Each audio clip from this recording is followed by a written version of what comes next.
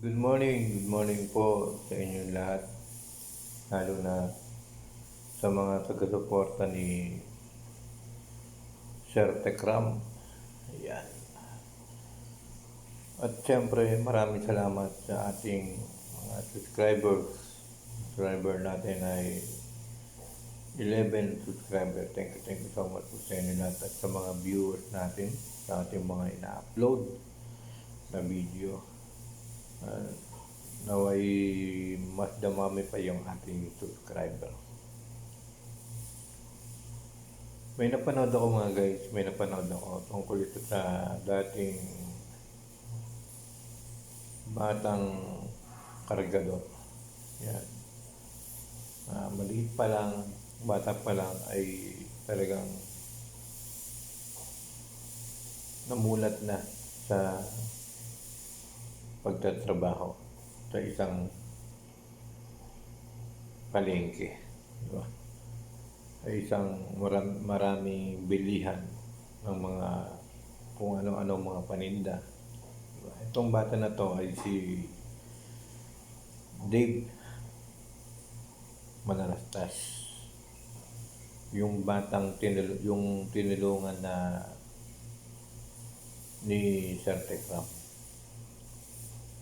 Naalala ko pa nun mga guys, naalala ko pa nun, itong bata na to ay talagang iyakin pa siya. Iyakin.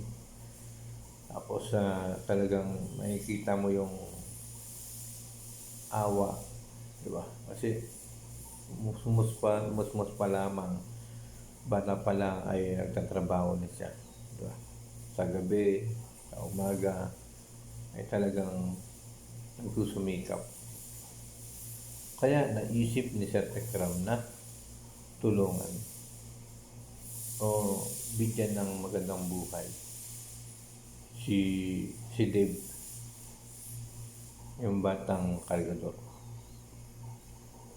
Pero sa pagtagal-tagal mga guys, ay ngayon ay may napanood tayo, may nabalitaan tayo tungkol dito kay Dave Manalastas na sinasabi niya na pinagkikitaan lang siya ng pag-vlog.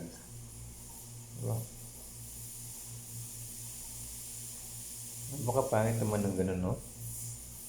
Napakapangit naman gano'n na inalagaan ka, di ba? Binigyan ka ng magandang buhay. Pagkatapos ganun lang ipapalit na ano. Yun ang hindi magandang ano. Yun ang hindi magandang halimbawa sa mga tinutulungan. Kasi dapat kapag tinulungan ka ng isang tao o sila yung gumagawa ng paraan para matulungan ka, para maganda yung buhay mo, gumanda yung buhay mo, dapat ay bibigyan natin ng kahalagahan. Di ba? Bibigyan natin ng kahalagahan yung tumulong sa'yo. Hindi yung sisiraan mo, hindi yung magalit ka pa, di ba? Kasi napapangit nun, guys. Tapos, babantaan pa ni si Sir Tekram, babarilin daw.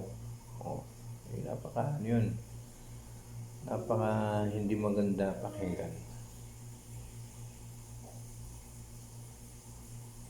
Nung bata pa siya, nung mali pa siya, nung bago pa lang siya tinutulungan ni Sir Tekram, maiyakin talaga yung bata na yan. Naawa ko dyan dati, naawa ko. Pero ngayon, nung narinig yung balita, nakita ko yung balita, ay medyo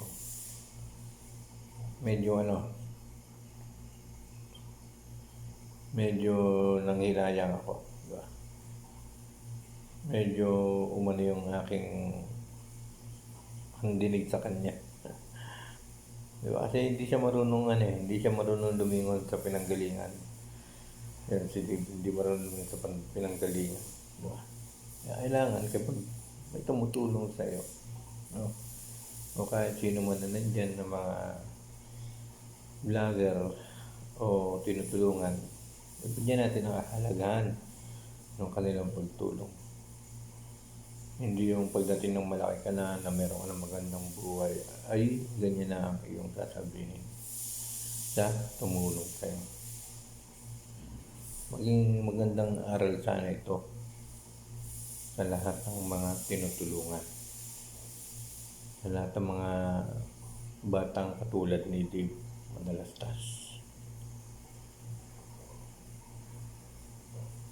At dapat din nga po ay magpasalamat siya sa mga sponsor na tumutulong.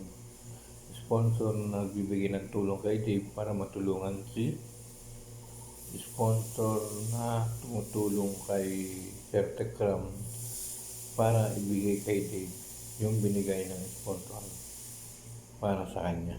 Diba? Dapat na ganun eh. Yung magpasalamat. Hindi yung aawayin mo pa. Hindi yung sisisihin mo pa yung tumulong sa'yo. Sana nga maging aral po sa inyo lahat ng mga guys, mga tinutulungan. Dapat ay marunong po tayo lumingon sa pinanggalingan. At dapat ay matuwa.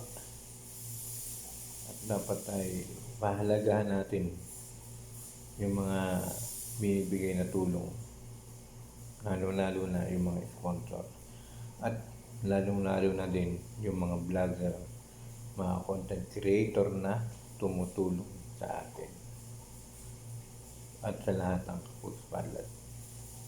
Maraming salamat po sa inyo lahat, and thank you so much everyone.